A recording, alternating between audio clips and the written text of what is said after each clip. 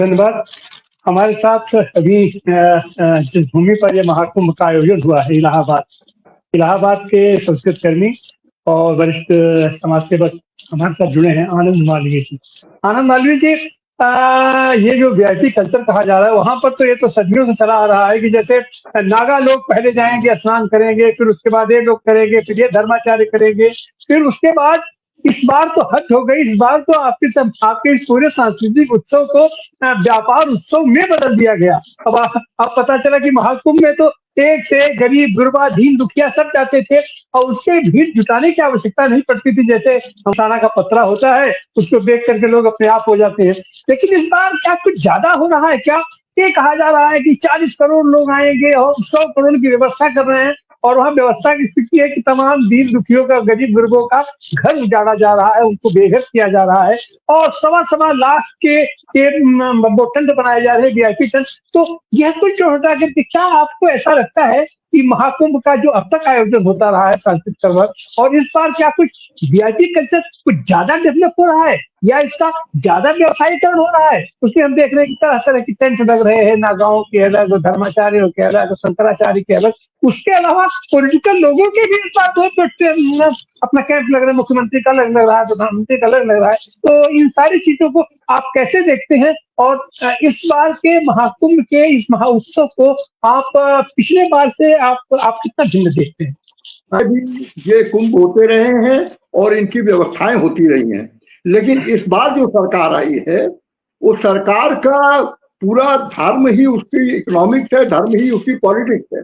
इस वजह से, और जब धर्म जो है, और हिंदू धर्म जैसा कि आप जानते हैं ऊंच नीच पर आधारित है, तो इसमें नागाओं को, बाबाओं को पहले भी स्नान के लिए महोत्सव मिलता था, लेकिन इस बार इन्होंने जब धर्म को तीर्थ यात्रा में और तीर्थ यात्रा को पर्यटन में और पर्यटन को विलासिता में बदल दिया गया है, तब आप देखिए संगम और जहां पर स्नान के घाट हैं वहीं पर बड़े बड़े कैंप बना, वो वीआईपी विलासिता वाले कैंप बनाए गए हैं, और उसका बाकायदा प्रचार किया जा रहा है कि 24,000 की कॉटेज है, 15,000 की कॉटेज है, 10,000 की कॉटेज है, और ये बार बार प्रचार किया जा रहा है।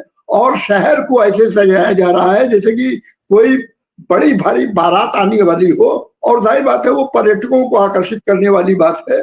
और पर्यटक भी वो मध्यवर्गीय पर्यटक नहीं, जो हाई फाई पर्यटक हैं, जो 1 लाख रुपए खर्च करके यहाँ पर कुंभ का मजा, कुंभ नहाने नहीं आ रहे हैं, वो कुंभ घूमने आ रहे हैं।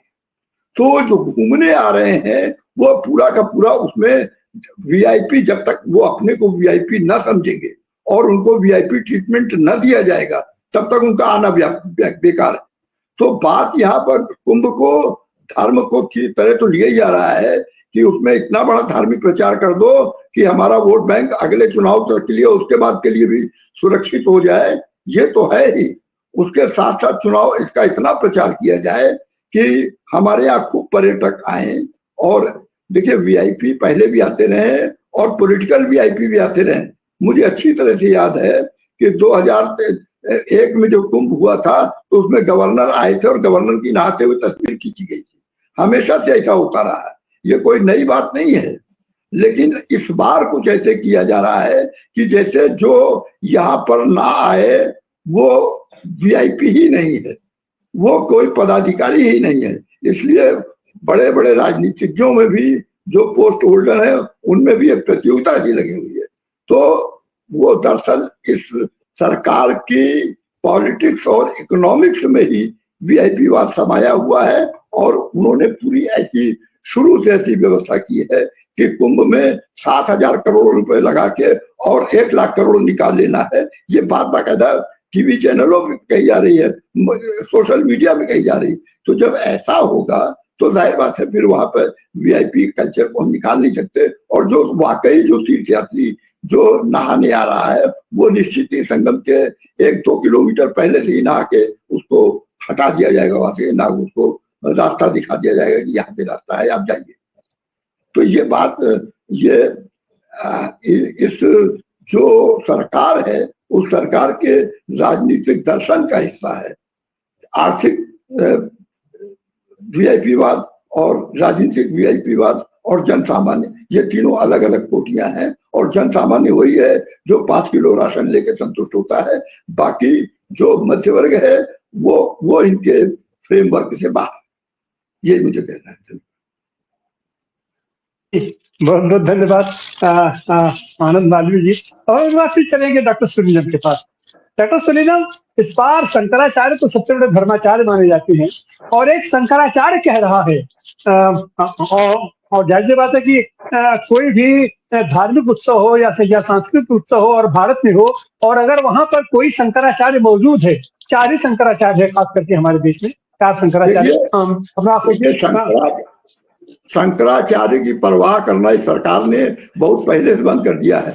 आपने पिछली बार मंदिर के उद्घाटन के समय भी देखा होगा कि इन्होंने शंकराचार्य को, चारों शंकराचार्यों को अंगूठा दिखाया, और पूरे जो इनका राजनीतिक हिंदू है, जो राजनीतिक हिंदू है, वो उन शंकराचार्य को भी नहीं मानता है।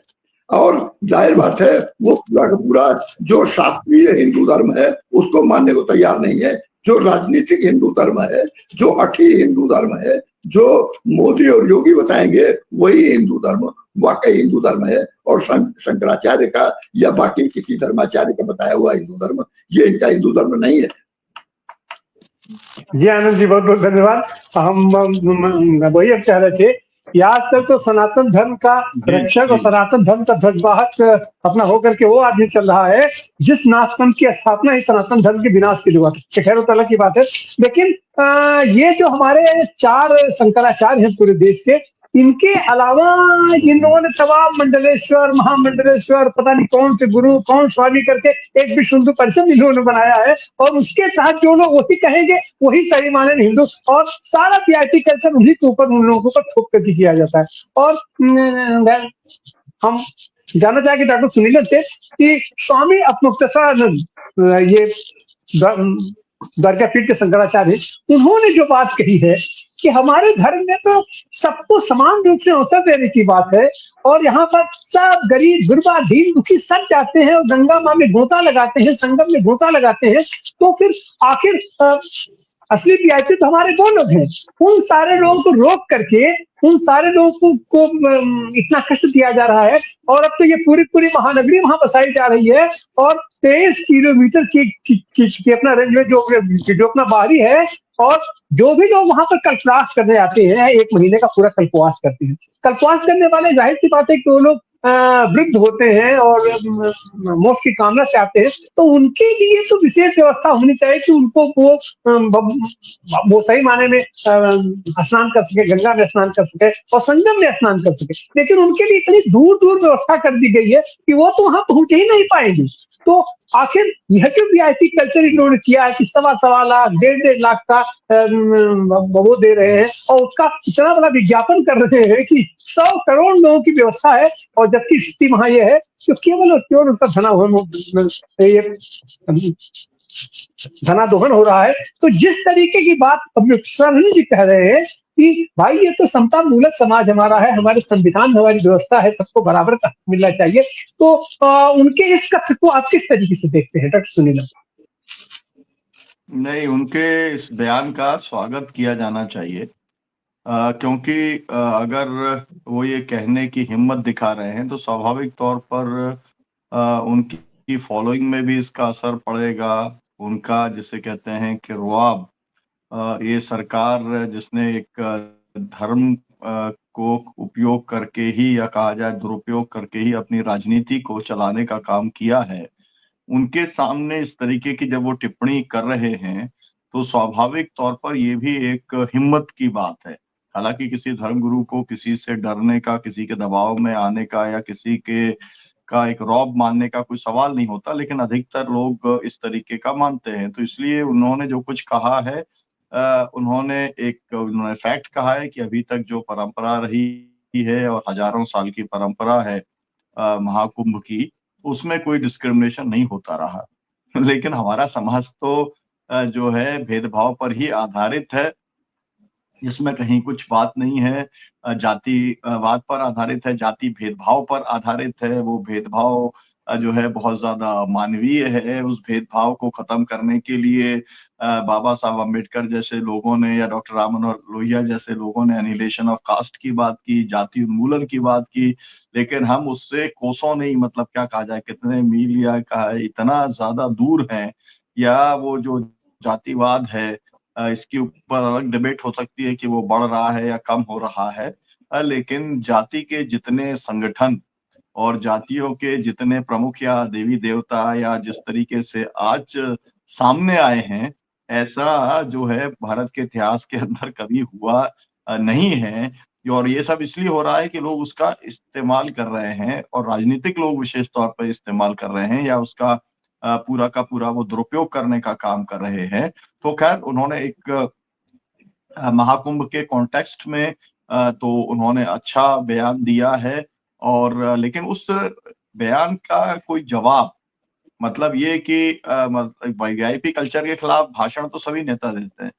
जैसे अरविंद केजरीवाल जो हैं वो वीआईपी कल्चर खत्म करने को लेकर ही राजनीति के अंदर आए थे, है ना। अब वो खुद ही उस वीआईपी कल्चर से वो पीड़ित हो गए। तो मतलब ऐसे जैसे कि तमाम सारे जो अभी बात कर रही थी भावना जी, बात कर रही थी कि धर्म के अंदर सुधार तमाम किस्म को, या कुरीतियां या अंधविश्वास को लेकर के, मूर्ति पूजा खत्म करने को लेकर के जो धर्म जो है आए, चाहे वो बौद्धिज्म हो, चाहे वो जैनिज्म हो, उन सब के अंदर अलग तरीके से अब मूर्ति पूजा जो है वो कहीं ना कहीं पर दिखलाई पड़ने लगी है। तो मेरा मतलब ये है कि जो उन्होंने कहा वो तो स्वागत योग्य है, लेकिन जो कुछ हमें दिखलाई पड़ रहा है इसके ऊपर जरूर आवाज उठाई जानी चाहिए। और आवाज तो उन लोगों को उठानी चाहिए जिन्होंने असल में पूरा का पूरा धर्म का ठेका लिया हुआ है, लेकिन वो इस सबको जस्टिफाई करने का काम करते हैं। और वो जस्टिफाई करते हैं का मतलब ये है कि जो उनकी जो दृष्टि है वो खुद ही भेदभावपूर्ण है, इसी को हम लोग मनुवाद कहते हैं। और यही एक उनका पूरा का पूरा सोच है। तो ये जो बात पहले शंकर जी ने कही थी कि जो रूलिंग डिस्पेंसेशन है वो अगर भेदभाव पर आधारित ही दृष्टि रखता है और उसी को आगे बढ़ाना चाहता है, स्थापित करना चाहता है, उसी का लाभ लेना चाहता है, तो अगर कोई महाकुंभ के अंदर ये हो रहा है तो ये कोई बहुत ज्यादा आश्चर्य की बात नहीं है। लेकिन जिस तरीके से धर्म के अंदर भी जाति के भेदभाव को लेकर के, या मंदिरों के अंदर दलितों का प्रवेश भी अभी बहुत बहुत सारी जगह पर निषेध है, कई सारी जगह पर तो महिलाओं का प्रवेश भी निषेध है। मेरे यहाँ पर एक जाम सांवरी है पास में, मुलताई जहाँ पर है वहाँ पर जाम सांवरी है, हनुमान जी का मंदिर है, तो मैं वहां पर है कि भाई महिलाएं प्रवेश नहीं कर सकती। जौनसार बाबर के अंदर, पूरा का पूरा उत्तराखंड के अंदर दलितों का प्रवेश निषेध है। तरुण विजय करके एक जो है वो थे, और तरुण विजय ने जो है वो सांसद थे। हालांकि हम लोगों का जब वहां पर मूवमेंट चला तो उन्होंने सोचा कि भाई इस मूवमेंट को तो हमको ही लीड करना चाहिए, वो पहुंच गए और उनकी वहां पर बहुत ही पिटाई की गई, मतलब उन लोगों के द्वारा जो इस तरीके के डिस्क्रिमिनेशन को वहां पर लागू करने का काम करते हैं। मतलब खुद भाजपा का आदमी, खुद संघ का आदमी, खुद सांसद व्यक्ति, तो इस तरीके की स्थिति है। तो मतलब ये है कि इसके लिए तो ऐसे लोगों की जरूरत है। जिस तरीके से राजनारायण जी ने जो काम किया था, राजनारायण जी ने आपके यहाँ पर ही जो है मंदिर प्रवेश को लेके काशी के अंदर उन्होंने जो आंदोलन उन्होंने चलाया था, या पंढरपुर के अंदर समाजवादियों ने जो आंदोलन चलाया था, इवन जो बाद में स्वामी अग्निवेश जी जिस तरीके से इस दिशा के अंदर वो प्रयास वो करते थे, तो इस जो महाकुंभ के अंदर भी इसको चुनौती देने का काम तो अवश्य ही किया जाना चाहिए। और ये बहुजन संवाद के अंदर ये जो प्रोग्राम है वो हम इसीलिए कर रहे हैं कि इस तरीके के जो लोग हैं जो ये मानते हैं कि इंसान और इंसान के अंदर भेद नहीं होना चाहिए, जाति के आधार पर या पैसे के आधार पर या किसी पद के आधार पर, तो अगर इस तरीके का वीआईपी कल्चर हावी हो रहा है तो वो उसे अपने तरीके से चुनौती देने का काम करें। तो वही चुनौती जो है वो अभी मुक्तेश्वरानंद जी ने देने का काम किया है। जी तिवारी जी।